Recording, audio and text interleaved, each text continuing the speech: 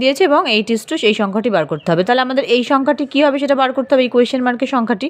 তো আমাদের 9-এর সঙ্গে কিন্তু 89 একটা রিলেশানে আছে, ঠিক সেই রকম 8-এর সঙ্গে এই সংখ্যাটি কী রিলেশানে আছে আমাদের দেখতে হবে। আমরা 9 থেকে কিভাবে আমরা 89 বানাতে পারি। তো আমরা যদি এখানে 9-এর স্কোয়ার করি, 9-এর স্কোয়ার কিন্তু হয়ে যাচ্ছে 9 নং 81। 81-র সঙ্গে যদি 8 যোগ করলে কিন্তু আমাদের 89 হচ্ছে। ঠিক সেম ট্রিক্স যদি ফলো করি তাহলে 8-এর স্কোয়ার কিন্তু 64, 64-র সঙ্গে 8 প্লাস করব, হয়ে যাচ্ছে 72। কিন্তু দেখো অ্যান্সারে কোথাও 72 নেই, তাহলে এই ট্রিক্সটা সম্পূর্ণ ভুল।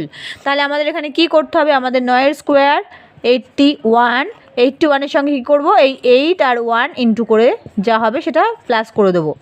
তাহলে কত হয়ে গেল, 89।